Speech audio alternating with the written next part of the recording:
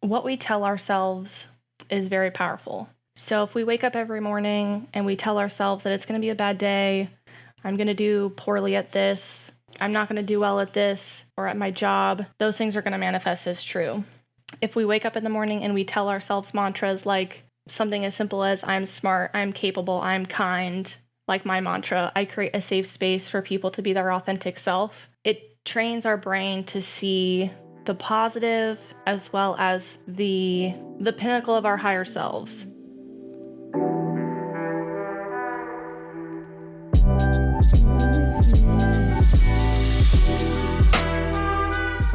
Hello, and welcome to the New Mission Career Transition Podcast. I'm your host, Chris Caprellian, and I'm joined by my co-host, sister, and talent management pro, Alexandra Caprellian. We interview service members that transition to new careers, DoD representatives, and civilian HR professionals to provide you with lessons learned you won't get in a transition class and to help you transition with confidence. Our guest for this episode is Rheanna Vaughn, a prior service Marine and supply officer. She will tell us how Commit Foundation helped her transition, the power of a mantra and how it helped her refocus on her values, what drew her to the financial service industry, why she is pivoting to counseling, and much more. Stay tuned because her final thoughts at the end of the episode are pure gold.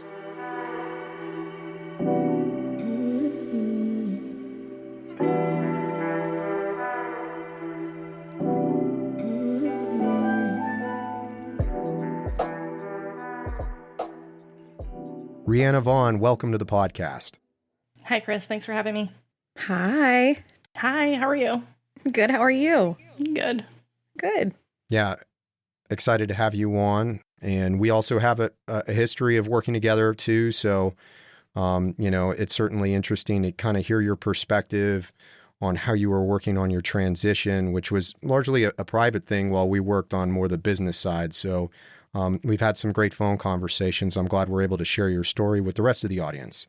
Rheanna, if you could just give everybody an idea of where you grew up, how you got into the Marine Corps, and your duty station assignments leading up to your last duty station. Yeah, sure. I'd love to. So I was born and raised in California, went to school, all the way up into high school in Southern California. I started swimming when I was 8. And my family always reminds me that, I was watching the Olympics and pointed to the screen, and I was like, I want to do that. And my mom was like, oh, you want to swim? And I said, no, I want to swim at the Olympics. So you can say I've always been a bit ambitious. In high school, I was recruited by a bunch of schools in my junior and senior year, and I eventually chose the Naval Academy. My mom makes fun of me because I made a pro and cons list for all the schools. Yeah, very... very pro and con list. I swam for Navy all 4 years. Around your junior year, you start to decide, do you want to go Navy? Do you want to go Marine Corps? Do you want to go subs? And so I chose the Marine Corps for a few different reasons. I had a lot of women in my network, both officers that worked there, enlisted personnel that worked there, and then friends who I'd either swam with or been friends with at the Naval Academy who had chose Marine Corps. And so I felt like I had some of those similar values that my friends and those mentors had. So I chose to go Marine Corps my senior year. The Marine Corps spoke to me because of the slogan, the few, the proud, and I really wanted to be part of the best. I think that's why I chose Navy over all the other schools, and also for the adventure. I also, no offense to the other branches, but I think the Marine Corps is a special place, and I wanted to be part of the best. And also, I didn't want to be part of it. I didn't want to be on a ship, which is funny because then when you get in the Marine Corps, you find out that, if you're going to go on a MEU, you're going to be on a ship. But at that point in my career, I didn't really know that. So, what did being part of a swimming team teach you? Or what kind of things did you learn from that experience that helped you throughout your career? Swimming is a unique sport. It's very challenging. It's one of those sports where that is the only sport you do, right? There's some people that play summer and spring sports and they can kind of split their time between the two. Swimming is a year-round sport. I think that swimming really taught me resilience. It taught me how to fail. And And I think the best part of like teaching a young person to fail is that you just get back up and you try again. And it also taught me dedication and commitment. And I think all of those things have a place in the military, especially the Marine Corps. Well, I can agree with the really hard part because I'm not a swimmer and like 5 laps and I'm done. I'm like toast. And I run and it's a different thing. Like I like running. I do a lot of long distance running. I'm not an ultra runner, but I'm a long distance runner. And there's just something about being in the water where, man, that just will sap the energy. It's tough. It's a tough sport. That's really funny that you say that because I can't stand running. So, well, some were meant for land and some were meant for water. And I know where my place is at. That's for sure. Oh, I can't stand running, so I am with you. So after you graduated from the Naval Academy, what happened there? What happened afterwards? So after I graduated the Naval Academy, I took about a month before I went to TPS. And TPS is the basic school where everyone learns to be a provisional rifle platoon commander. So while I was at TPS, I was there through the winter of 2014 into 2015. Right before finishing TBS, I received the MOS of a supply officer and received my first duty station, which was going to be Combat Logistics Battalion 1 in Camp Pendleton, California. And so while I was at CLB 1, I was the battalion supply officer that year from about October 2015 till June of 2018 when I received PCS orders. Did you want to be a supply officer? I did. That was my number one choice. And I remember... I need to know why. Why was that your number one choice? I chose to be a supply officer because it was between supply and logistics. At TBS, they do a MOS night where you get to speak to all different types of officers. I spoke to the LAGO and I talked to the SUPO. And what really drew me to supply was that supply officers do both logistics and supply. And I really liked the fact that most supply officers in the Marine Corps work directly for the commanding officer. And that was just interesting to me, being able to work directly for your battalion or your regimental commanding officer. And it's also a tremendous amount of responsibility for a young officer just getting into the Marine Corps too, right? Because you're responsible for the property account, among all other things too that have a dollar sign attached to it. Yes, I agree. It is a lot of responsibility. When I showed up to my first unit, it was a steep learning curve. I had a very good XO at the time. Our battalion commander was actually deployed, and our XO was working as the battalion commander. And he was very hard on me, but I attribute everything I learned about being a good supply officer from the XO that I had at that time. That's great. And I think that's good leadership. That's being the beneficiary of sometimes good leadership, tough leadership, but good leadership. What happened after you were at CLB 1? Where'd you go to after that? So after CLB 1, I wanted orders on the East Coast. And so the monitor was like, hey, we're standing up this unit. And at the time, I had no idea what standing up a unit meant. But she was like, we're standing up this unit. It's akin to a regimental SUPO billet, which for a supply officer is really kind of that like natural progression. And she was like, we're standing up this MWSG 27 and they need a supply officer. And I was like, sure, why not? So I got orders to MWSG 27 Cherry Point. And I was the support group supply officer from about July 2018 till October 2020 when I decided to leave the Marine Corps. Okay, Marine Wing Support Group. And that's where I think I met you. I got assigned there probably a year after you had already been there. Is that correct? I believe so. Yeah. We worked together for about a year, I think. Yeah. The latter year before they deactivated us again. It was so funny. I was like, I was here for stand-up. I'm here for sundown. Yeah, that was an emotional event for me because, like you, I was told by the monitor, Marine Wing Support Group standing up. And I'm like, oh, I'm good at that. I understand that. I can help that unit. And then you get there and 6 months later, they're like, yeah, we're shutting you down. No, that can't be right. I went through like the 8 phases of denial, or maybe eight That's so phases of funny. grief, and denial was one of them. And I stayed at denial for a long period of time. So, yeah, but that was also at a time where we were in the height of COVID too. So I know that was your last duty station. Talk to us a little bit about when you made the mental decision to transition, particularly around that time. So when I was at the Naval Academy and I graduated, I was never that person that was like, I'm doing 20, I'm a hard charger. Like that's, I'm not going to be, I was like, I'm a 5 and diver. If you don't know what that is, it means you do your 5 and you get out. After my first unit, I said, let's try one more. We'll see how it goes. Because I won't lie, CLB 1 was a tough billet. We worked very long hours and we did a lot of stuff when I was there. So I show up at MWSG 27, and I had an amazing boss at the time who let me do a bunch of stuff, to include McQuis, and then he also let me go to this seminar called OWLS, Officer Women Leadership Seminar, where I met a lot of badass women, one of which was General Reynolds, and when I tell you, like, starstruck, I'm obsessed with her. But I learned a lot at that seminar and met a lot of really cool women across the services, both enlisted and officer, at the Navy, Air Force, Marine Corps, Coast Guard. And I came back and I told him, I was like, I'm in this for the long haul. I was like, I'm going to be Colonel Vaughn. That's my path. And that was in 2019.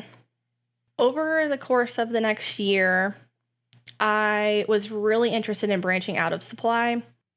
I love supply, but I wanted more opportunities to challenge me. And I really, really, really wanted to be in a leadership position like a company commander. But for a supply officer, those are really few and far between. I fought for other types of opportunities to challenge me, but unfortunately they weren't afforded to me. It's difficult as a supply officer because we are one of one. And when you take a supply officer out of her billet, you're gapped a pretty important officer position. So I felt a little stuck and undervalued. So in February of 2020, I dropped my papers and officially decided to EAS. February of 2020 gave you how much time to prepare for your exit? I got out in June of 2020, so a couple of months. But in all fairness, mentally, I had been preparing probably since October of 2019. So when you made that decision, like, what were your next steps? What was your game plan? The first step was really coming to terms mentally for me, because like I stated earlier, I really love the Marine Corps, and I saw 2 paths for me. And so picking the path of getting out, there was a little bit of a grieving process of shedding that uniform and shedding that identity. So that was probably the first step, which was the mental prep. Like, you are going to be getting out, and what does that look like? I think the second step for me was identifying what I wanted when I got out. I don't know if you guys are familiar with the Commit Foundation, but they work with high-performing senior enlisted and officers as they prep to get out of the military. And so I was connected with a coach who really helped me identify some of my values. What did I want when I got out? What was the goal of it all? Also, through this entire process, talking with my friends and my family and my mentors, I have a select group of people who I really, really value their opinions and people who give me honest advice. I was told one time to get a very small sticky note, like the 1x1 sticky note, and write down the names of people whose advice matters to you, and then ignore everybody else's. And it's honestly been one of the greatest pieces of advice I've ever had. And then I think the last step was I jumped. I had the courage to be like, I don't know what's on the other side, but we're just going for it. This is the first time anybody's mentioned the Commit Foundation. I'm going to have to definitely look into that. I'm sure they have a website, so if they do, I'll put it in the episode notes. Yes, please do. I cannot say greater things about the Commit Foundation. The coach that I worked with, her name's Nikki. She was also a Naval Academy grad. And we did a lot of work around what did I do when I was in? What did I like that I did when I was in? What did I want my working environment to look like?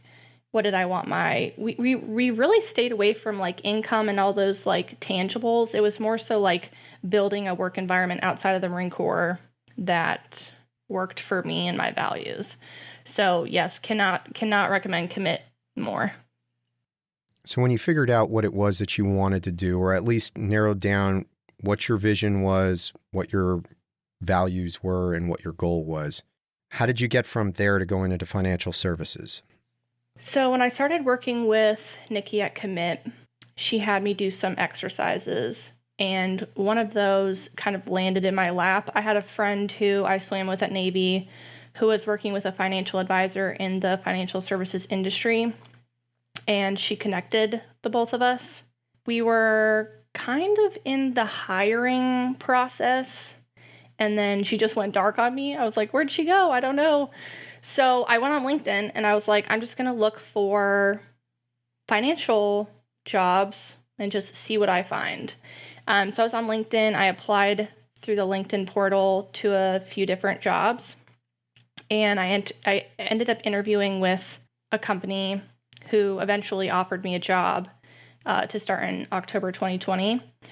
For me, through the coaching process, I figured that when I was a supply officer, I really didn't want to do supply as a civilian. Again, like I stated earlier, I was more so, I like leadership. That was big for me. Supply was really just the MOS. And also, I just thought, if I'm going to do supply, why wouldn't I just stay in the Marine Corps? But as a supply officer, we deal with money, we deal with budgets, we deal with, I also had a collateral billet as a command financial specialist. So I was already helping young Marines and, senior Marines. I was holding classes on how to budget, how to work your TSP, what funds should your TSP be going in. And so I saw that as a larger scale in the financial services industry. When they offered me the position, I was a little nervous because it was a 100% commission job, and that can be scary. The Marine Corps, you get your paycheck every 2 weeks, you know how much money you make, you know when you're going to make more money, and so a 100% commission job was daunting. But I told myself when I was transitioning to not make decisions in fear, but to make decisions in my values. And so I accepted the job and started training in October of 2020. We don't need to go into too much detail, but generally speaking, what is the financial services industry like? I mean, when we say that, what does that mean? So the financial services industry, that's a really large umbrella term. I specifically was kind of in the financial representative side, so more sales. And during the training, we did a lot of that client acquisition. We do a project where you go through all your connections and you find out who you're going to reach out to. We also practiced cold calling. It's really not cold calling because you're supposed to know these people, but we work on scripts on how to talk to people. We learn about the products that we deliver, how to deliver those products, and things like that. It's a 3-week course, and I learned a lot. I really got over that fear of calling people I don't know. I encourage people, if they really want to learn about themselves, to go do a sales job for a couple of months. You will learn a lot about yourself. That, and if you lived in a shell or were in a quote-unquote shell, you're going to break out of it pretty quickly, right? Very much so, yes. You learn that, one, you're more capable than you think, and the fear aspect of calling somebody you don't know, getting over that fear for the best interest of them. I truly believe, and we can go over this more, I truly believe that everyone needs a financial plan, and that's really at the end of the day like what we're trying to help people with. Thank you for a description of what financial services mean, because I didn't know. But I know also that that's not something that, based on our prior conversation, it's not what you want to do long term. As a matter of fact, you're in the middle of doing another pivot. So tell us and the listeners what that pivot is and why you're making it. Yes, I am currently what I like to call a career changer. a 3-time career changer. As much as I believe everyone needs a financial plan, I thoroughly believe that with my entire heart. I've seen my own clients and the clients of the veteran that I currently work for thrive with good financial plans. I was not passionate about the material, if that makes sense. Money really isn't exciting for me, and I knew I wasn't doing myself or my clients a service by staying in something I wasn't passionate about. So right now I do work in a part-time capacity for a veteran. He's a crypto guy in the Navy. He runs a thriving practice in Virginia Beach, and as a team, we do help a lot of, we serve a lot of veterans in active duty with financial plans. So if you're doing that part-time, what's the other time involving? The rest of my week is filled with grad school. So my third career transition happened in about the middle of COVID. I was living by myself in Bethesda, Maryland, and like a lot of people during this time, I was having a hard time with how my personal values were aligning with my job, not really talking to anybody, being very isolated. I lived alone. And although I believe financial planning is necessary for all people, I just wasn't finding that I was aligning with the work. And that was creating a lot of tension within myself. During that time, I am a part of this group on Facebook for Service Academy women graduates. And I connected with an Air Force grad who ran her own coaching practice. And so I connected with her. There was about 4 or 5 female veterans that met weekly. We did some work beforehand, and then we came together as a group, and we worked through a lot of things. And during that time, it was about like an 8-week seminar group work. I did a lot of reflection on why I loved being a Marine officer. Some of those things included the leadership aspect. I was really passionate about helping the young men and women believe in themselves and accomplish things while they were service members. And I was also a sexual assault prevention and response victim advocate. And so through this process of working with the Air Force grad and her coaching practice, I created this mantra for myself that I create a safe place for people to be their authentic self. And that helped a lot of things click into place for me. I think that it's great for you to use a mantra. I started using one, or using actually several that I have on stickies on my mirror. But maybe for those that don't understand the power of a mantra, how has that actually helped you? I believe the power of mantras comes from what we tell ourselves is very powerful. So if we wake up every morning and we tell ourselves that it's going to be a bad day, I'm going to do poorly at this, I'm not going to do well at this or at my job, those things are going to manifest as true. If we wake up in the morning and we tell ourselves mantras like something as simple as I'm smart, I'm capable, I'm kind, like my mantra, I create a safe space for people to be their authentic self, it trains our brain to see the positive as well as the pinnacle of our higher selves. And so that's what I think the power of a mantra is. It falls in line with the law of attraction, right? If you say negative things, you think negative things happen. If you say positive things, you think positive things, you act positively, positive things happen. I know that. I'm glad that the mantra is working for you. I know it works for me. And I think that's a great TTP for anybody that's trying, once they lock on to what it is that drives them, put it right in front of you every day. Even say it out loud. And I say it just before I brush my teeth because I've got it on a sticky note in my bathroom. I've got 4 of them. I had my daughter make 3. And that actually, here's a crazy thing. It even works for kids because when I see my daughter getting ready to do something, I actually hear her mumbling the mantras to herself.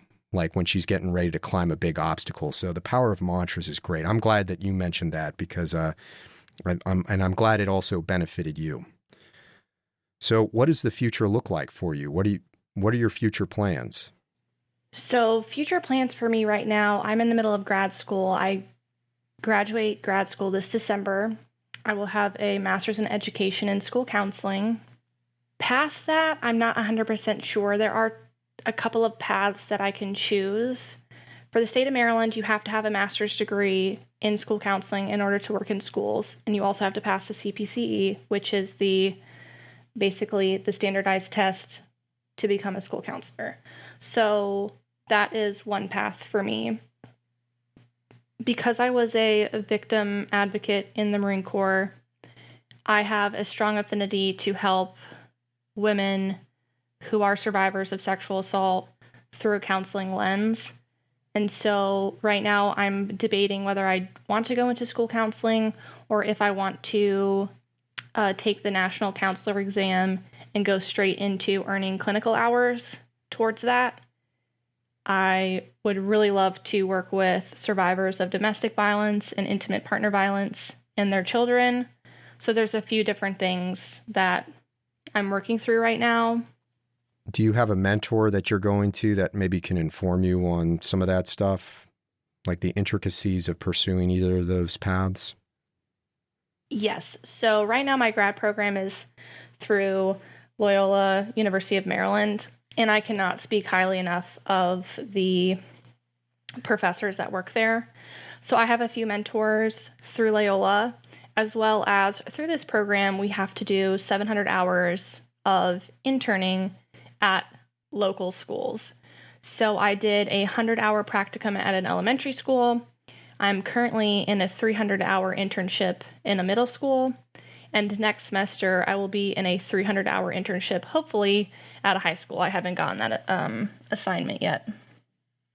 And so through that, we also are working with school counselors who work in the schools. And I've met a few really great people through that program that I consider mentors. Also through the program and through the classes that we take, there's a lot of guest lecturers and people that come and talk to us for a couple hours of what they do. And so I have met some great people through that as well, that hopefully I can leverage their expertise further along down the line. I have a quick question, and kind of going back to what you were talking about when you were with your coach in the Commit Foundation. You mentioned when you were going through all of the questions and envisioning what you were wanting to do outside of the military, one of the things that you were trying to put together was what you wanted your work environment to look like. Can you tell us a little bit about what it was that you were looking for in your work environment? So thinking back, it's really funny because work from home wasn't a thing, right? Nobody was like, oh, I want to work from home. And if I were to go back to that moment and know what I know now, I definitely would have said I want some portion of my work environment to be a work from home type situation. But at that point, all I knew was really not even a 9 to 5, right? Like in the military, I think my first unit, I was there like 05, and sometimes I didn't leave till 1900 at night. And, Marines are Marines 24/7. So sometimes I was doing work, late into the night, depending on, if my Marines needed me. And so at that point, I feel like 9 to 5 was just kind of, 9 to 5 sounds great. But definitely now, since I've kind of worked in a, civilian private sector building. I've worked from home. I've now worked within the school system. I think for me, the perfect balance is sometimes being able to work from home, sometimes being in the place where I work. I'm an introvert, so I do really love my time alone. But I did find when I worked 100% from home, I really miss that human connection of, sometimes that workplace gossip, but also making friends and hearing about people's days and that just the human interaction, right? Like giving a hug to your work bestie and things like that. The gentleman I work for right now, Ken Kreisman, he had me down in Virginia Beach doing some training, And I totally missed that. I was like, oh, I love mentoring. I love being in the room with people when I'm talking to them. So for me, it's a balance. I do really love working from home and also going into the office. But I do know some people who 100%, they love working from home. They don't want to see a single person. And then, the people who are like, I want to be in the office all the time. I'm a social butterfly. That's how I get things done. So, my advice to people would be try things out and feel out what you like, because sometimes you might really like that working from home environment because you have kids and it lets you cut out that commute time. So that would be my advice to people, is just try stuff out, be open to the process. Yeah, I can feel you on that one. I was working full time in the office, and then COVID hit, and then we all went working from home, and which was, great, because then you can have your own schedule. You can go to stores if you need to in between meeting times and still make it on time and do your work. But now that we're in this hybrid model where you can go into the office if you want, or you can work from home if you want, depending on the role, it's been great. So I literally just rushed home from the office because I go in just every Thursday. So it's been really nice to have that flexibility. One other question that I had for you, you were describing some of the similarities from what you were doing in the military. And please forgive me, I'm blanking on what role it was that you were doing, but it had a lot of financial background and responsibility. What were the biggest learning curves that you had from doing what you were doing in the military and then doing it in the financial services now? So when I was in the military, I think you're referencing the Command Financial Specialist, CFS. Yeah, that's it. Yes. I really enjoyed helping. It was mainly young Marines understand how much money they were making, the percentages of really what you should be saving every month, right? Like, don't blow your whole paycheck on Red Bulls and cigarettes. And also understanding the TSP and how, like when you're putting your money, it goes there every month. Where is it going? What does a fund actually mean? And then also at that same time, I think it was 2015 or 2016, the military changed from the legacy retirement system to blended system. And there was a lot of training that needed to be done. So I was helping in that. I think I thought that there was going to be a more parallel between that and the civilian side of financial planning. Mm-hmm. And the civilian side is a lot more complicated. There's products, there's different, individual retirement accounts. There's just more information. The CFS role definitely gave me a leg up, I think, for most. But the position that I was in, the financial representative position that I was in, had a lot of career changers. In my class, there was another military person, some teachers, people from the food services industry. So it was built for career changers. And so a lot of that was taught to us. I think my biggest challenge was client services. It can be very challenging being rejected, setting meetings and people don't show up, setting meetings, having those meetings, and then being told, we don't want that, but you just sunk, 6, 7, 8 hours into the planning process, right? So those were kind of the challenges, the people challenges that people really don't tell you about sales, that were the most challenging for me. Yeah, I can only imagine the amount of people and the types of people that you would come in contact with, and you're just like, wow, you're a new breed of person. Thank you for thank you for introducing yourself to me in this way. But I think it's also exciting that you kind of found a new mission, right? I did. And it took a little time to figure that out too. And I don't think there's anything wrong with that. So you've given us a lot of your time, and I appreciate the transparency and making yourself vulnerable. It's a lot of great information. Before we wrap up, are there like 2 or 3 things that you want the listeners to remember, particularly those that are preparing for their own transition? Yes, I do. I have 3. Number 1, try not to overthink it. I tell people all the time, the military, there's a finite amount of opportunity, right? You have a path.